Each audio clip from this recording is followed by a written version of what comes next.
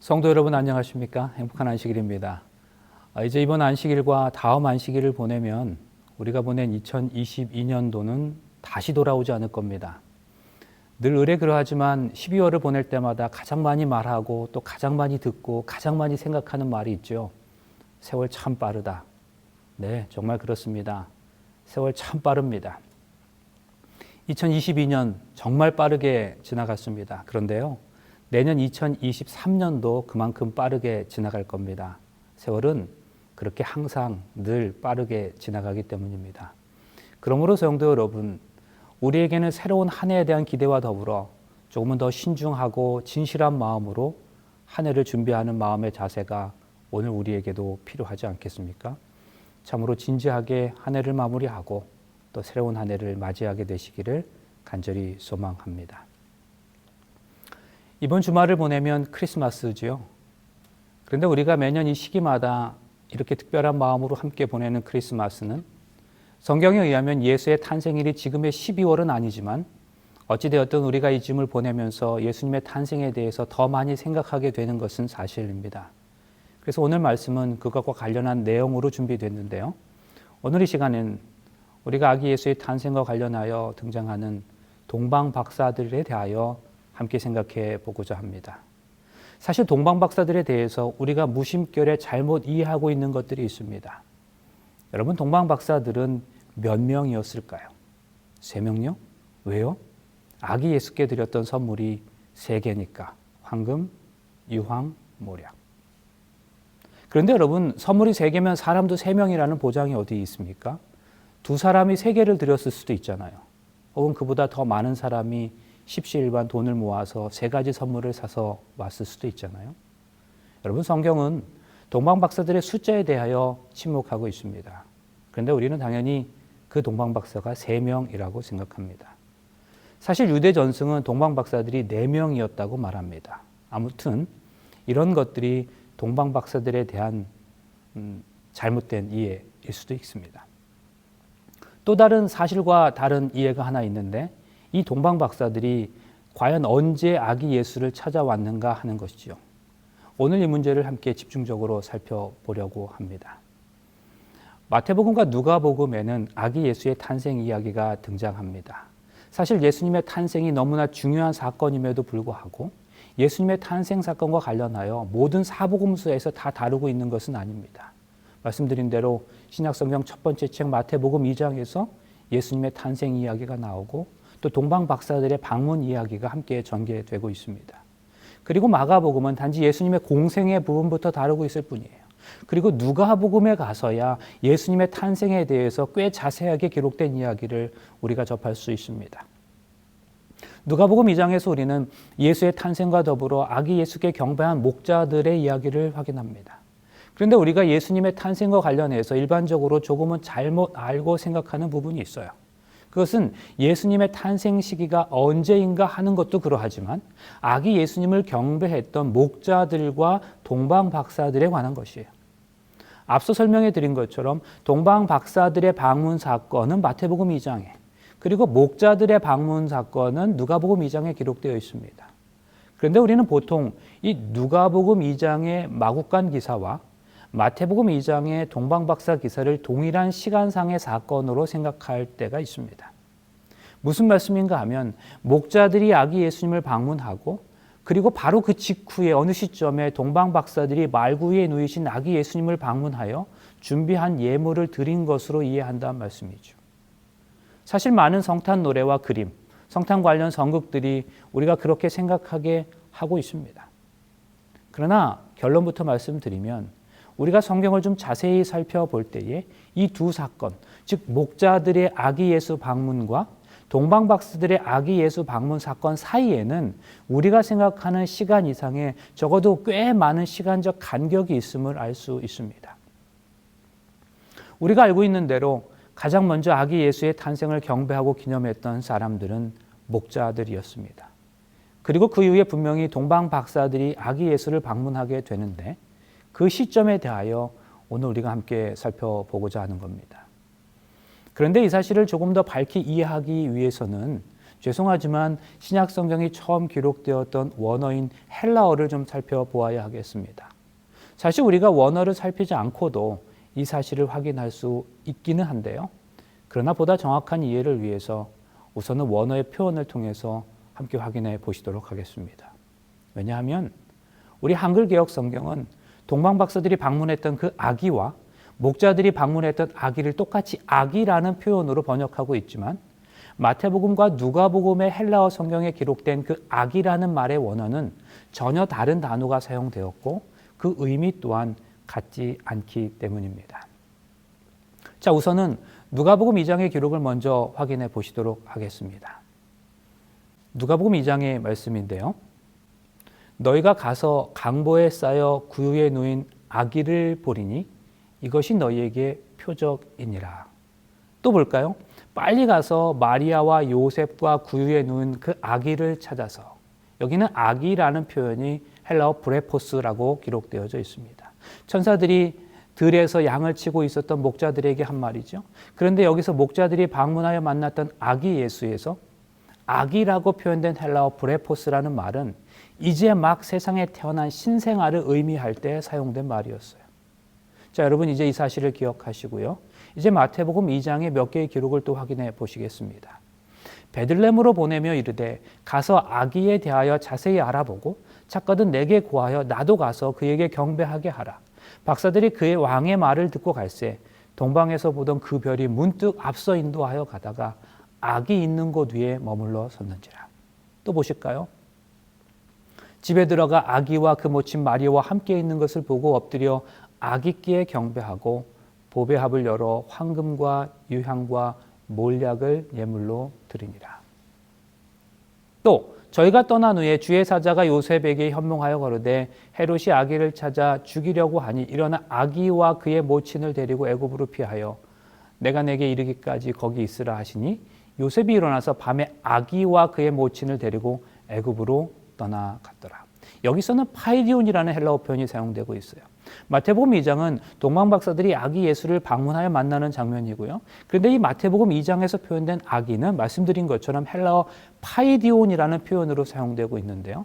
확인한 것처럼 8절, 9절, 11절, 13절, 14절, 20절. 그런데 여러분 이 헬라어 사전에 의하면 브레포스라는 헬라어 표현은 갓난아기를 뜻하는 말이고 파이디온은 어린아이를 의미하는 단어입니다.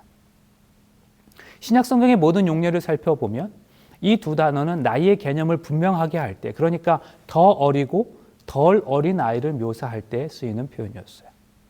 지금 보신 한국어 성경의 영어 성경 부분을 찾아보아도 영어 성경은 원어의 뜻에 맞게 누가복음 2장의 아기는 베이비로, 그리고 마태복음 2장의 아기는 child로 구분하여 제대로 번역하고 있습니다.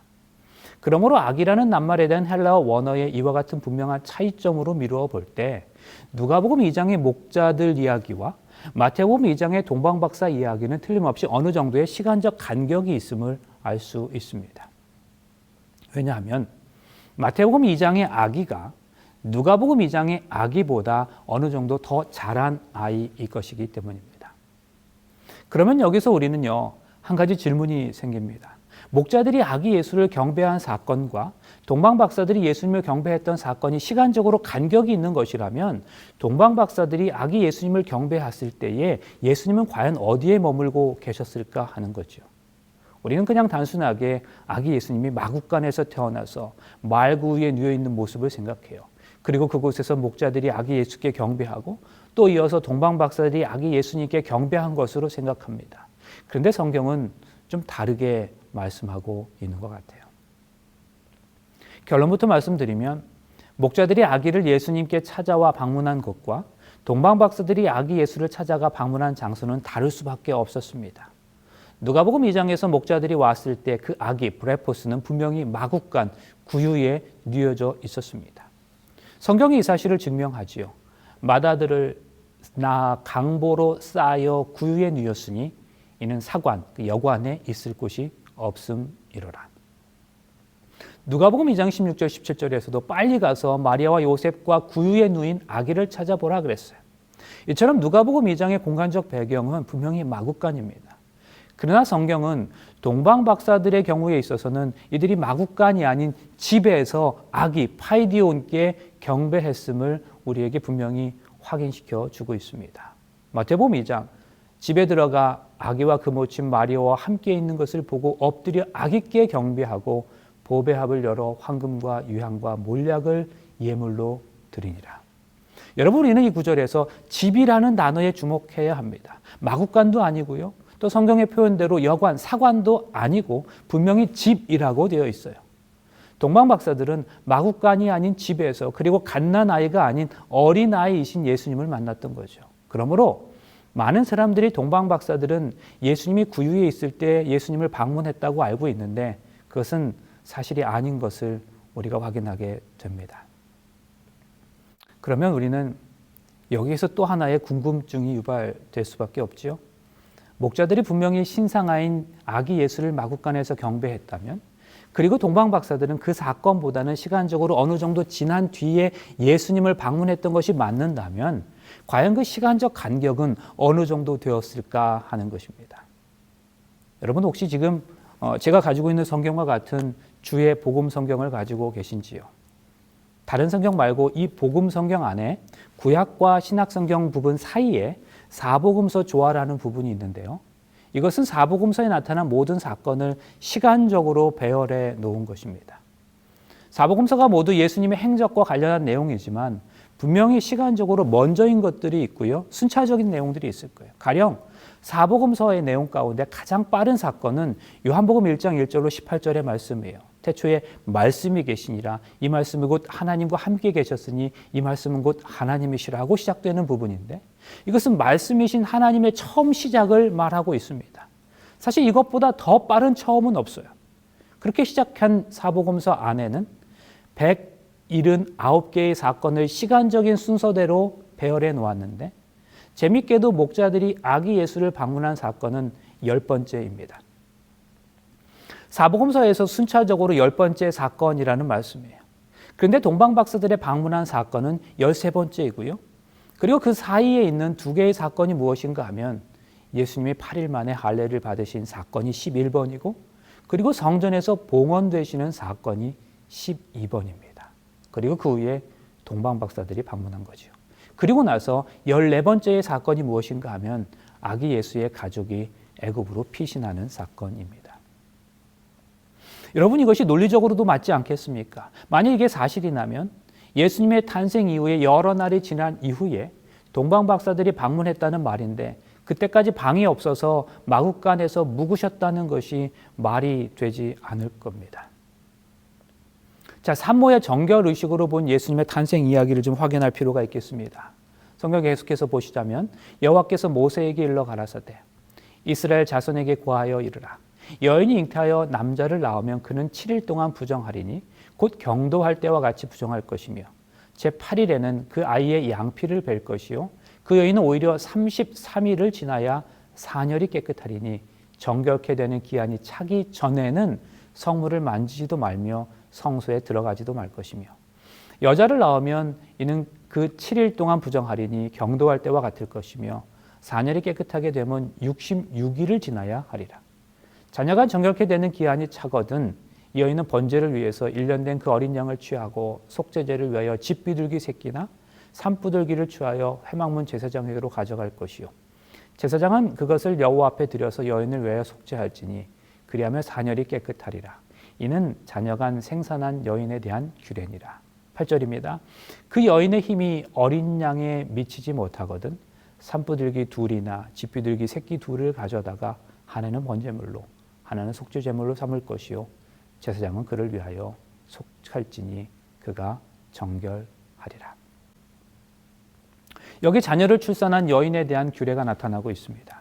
그런데 여기 이 내용에 의하면 유대인들은 남자아이를 낳으면 8일 만에 할례를 하도록 했고 33일 후에야 결례의식을 갖도록 되어 있었습니다. 그리고 여자는 66일 후였죠. 이 말은 결례의식을 가지기 전까지는 여행이나 바깥 출입을 사모가 할 수 없었음을 의미합니다. 왜냐하면 아기를 출산한 여인은 그 출산으로 인해서 부정하게 되었으므로 결례의식을 가지기 전까지는 부정한 것으로 간주되었기 때문입니다.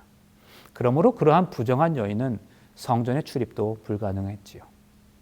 진실하고 신실한 유대인 부부 요셉과 마리아는 분명히 규례를 따랐을 것입니다. 왜냐하면 예수님은 난 지 8일이 되었을 때 당시 구약의 유대인의 규례를 따라서 할례를 받으셨기 때문입니다. 누가복음 2장 21절에 할례할 8일이 되매 그 이름을 예수라 하니.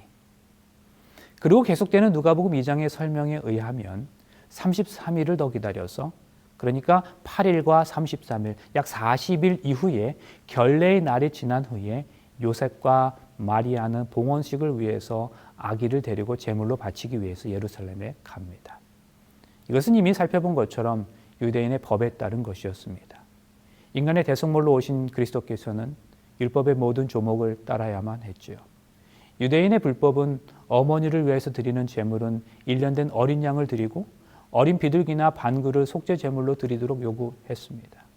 아마도 이 봉헌 예식 이전까지는 요셉 일가는 베들레헴에 머물러 있었을 것입니다. 그런데 우리가 성경을 가만히 살펴보면 동방 박사들이 아기 예수님을 경배하는 사건 이후에 헤롯이 아기 예수를 죽이기 위해서 2살 아래의 어린아이들을 다 죽이라고 명령하잖아요. 그리고 이 끔찍한 일을 피하기 위해서 요셉과 마리아가 애굽으로 급하게 피신하게 되지요. 이것은 분명 시간적으로 남자아이였던 아기 예수의 결례 의식이 끝난 이후의 일입니다.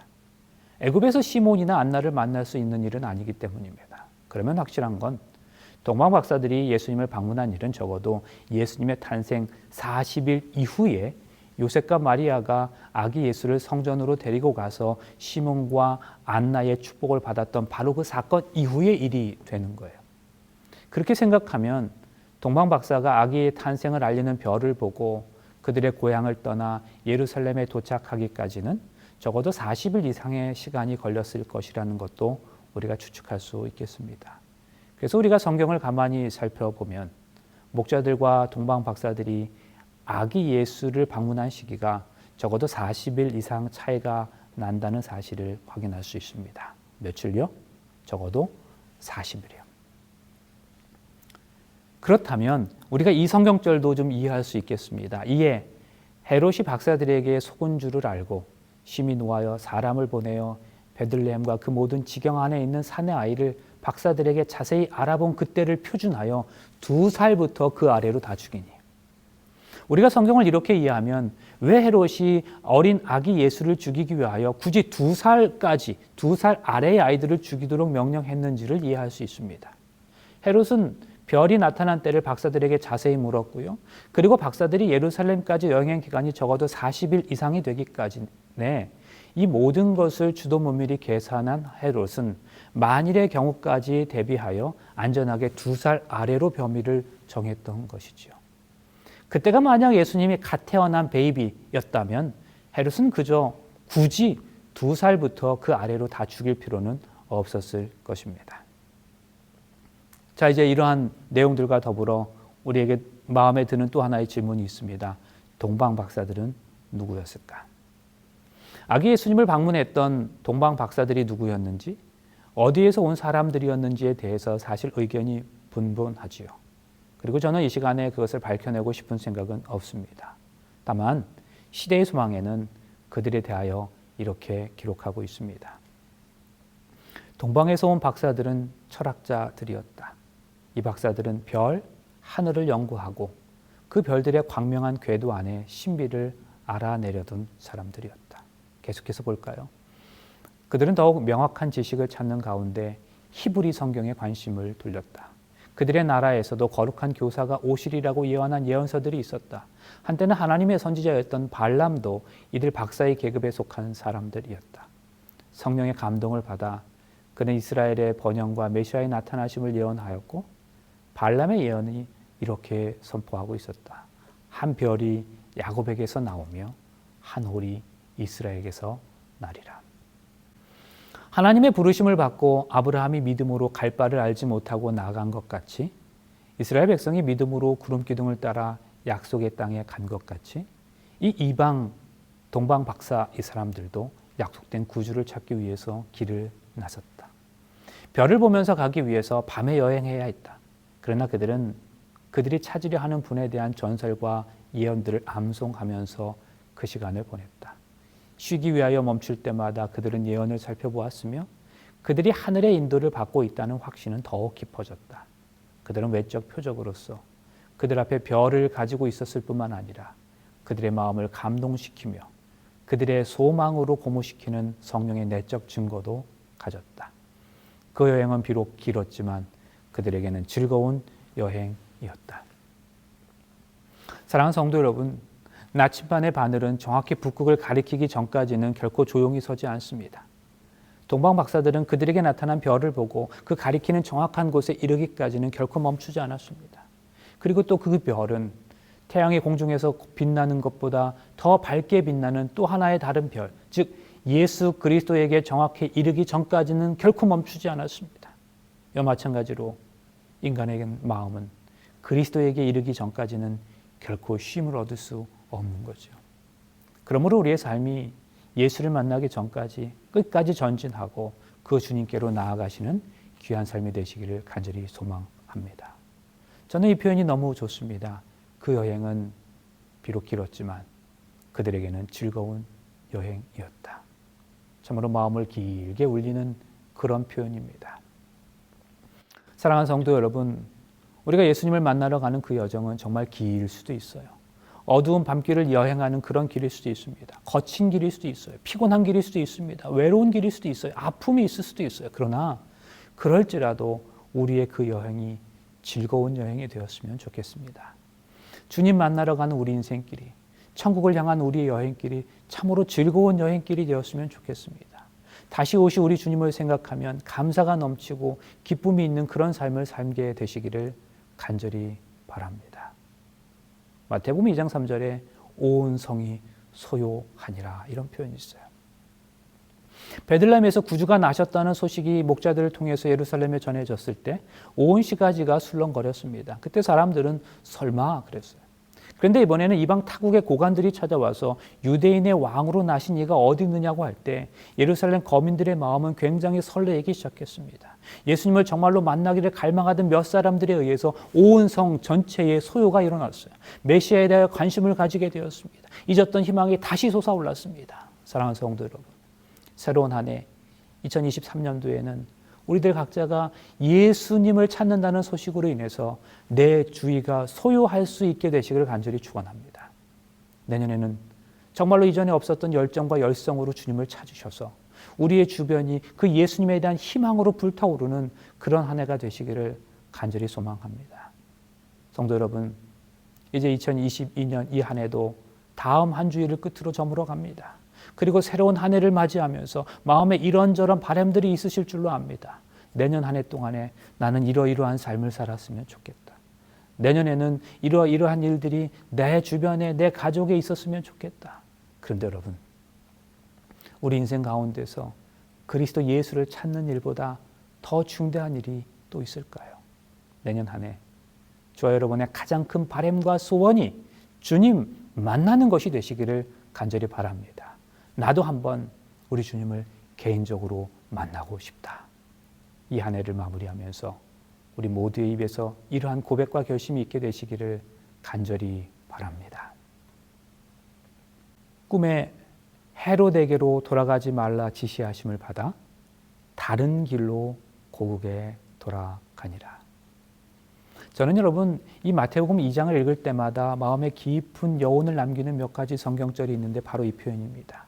동방 박사들이 예수님을 만나러 왔어요. 그런데 그들이 그렇게 찾고 찾았던 예수님을 만난 이후에는 집으로 갈 때는 다른 길로 돌아서 갔다는 말이죠. 물론 이것은 그저 물리적이고 지리적인 차원에서의 다른 길을 의미한 것이겠지만 이 표현을 잠시 우리 영적인 부분에 좀 적용하기를 원합니다. 성도 여러분, 우리 그리스도인 삶 가운데서 우리가 예수님을 만난 이후에는 그 이전과는 전혀 다른 삶을 살아가야 하지 않을까요? 전과는 다른 생각으로, 전과는 다른 마음으로, 전과는 다른 말로, 전과는 다른 행동으로 살아가야 하는 거죠. 다른 길. 진정 우리의 길은 전과는 다른 길이어야 합니다. 생각하는 방식과 말하는 방식과 행동하는 방식이 전과는 전혀 달라야 합니다. 전에는 나를 먼저 생각하고 내 형편을 생각하고 나의 불완전한 면을 보는 사람이었다면 주 안에서 새롭게 된 사람은 그 이후에는 그리스도의 십자가를 가장 먼저 생각하고 주님의 영광을 돌아보는 그러한 사람이 되어야 하는 겁니다. 예수님을 만나 변화된 전혀 다른 삶, 이것이 내년 우리의 삶, 아니 오늘 우리의 삶이 되시기를 주님의 이름으로 축원드립니다. 성도 여러분, 그 동방 박사들은 예수님을 생각하면서 40여일을 여행했습니다. 그러나 그들의 여행은 벅찬 기대와 감격이 있었어요. 그리고 그 여행의 끝에 예수님을 만나서 경배했습니다. 오늘 우리의 삶이 하늘 가나안을 향해 나아가면서 마치 동방 박사들이 40여일을 여행하듯이 우리도 영적인 그 40일의 여행을 계속하고 있습니다. 성도 여러분, 이 여행길이 조금은 고되고 힘이 들더라도 예수에 대한 기대와 감격이 있는 여행이 되시길 간절히 바랍니다. 우리 모두에게 당부드립니다. 이번 한 해 동안 특별한 은혜와 섭리로 우리의 삶을 인도하여 주신 하나님께 감사하면서 내년 2023년도는 주님께로 더 가까이 그리고 세상으로 더 깊숙이 들어가 이 복음을 함께 나누는 귀한 우리의 삶이 되시길 간절히 바라면서 말씀을 마치겠습니다. 이제 기도하시겠습니다. 사랑의 아버지 하나님, 쉽지 않은 지난 한 해 동안 주님의 귀한 은혜가 우리 삶에 임하여 주셔서 오늘 이 시간 저희로 이 자리에 있게 하시니 참으로 감사합니다. 코로나19 상황을 포함하여 세상의 많은 것들이 우리를 어렵게 했지만 주님께서 우리를 살게 하시고 있게 하시고 기동하게 하셨음을 고백합니다. 주님의 약속의 말씀을 참고하면서 주님의 오심을 기다렸던 그 동방 박사들의 믿음이 오늘 우리의 믿음이 되게 하여 주시고 우리 삶의 중심에서 말씀이 떠나지 않는 삶이 되게 하여 주시옵소서. 예수님을 향해 나아갔던 길었던 그들의 여행이 매우 즐거운 여행이었던 것처럼 주님을 다시 오심을 기다리며 살아가는 우리의 신앙 여정이 행복하고 기쁨이 있는 삶이 되게 하여 주시옵소서. 다시 오지 않을 2022년도를 마무리하면서 우리가 가장 처음으로 주님께 고백했던 믿음과 신앙의 결심을 돌아보게 하시고 그 다짐을 회복하는 아름다운 경험이 있게 하여 주시옵소서. 예수님의 이름으로 간절히 축원하옵나이다. 아멘.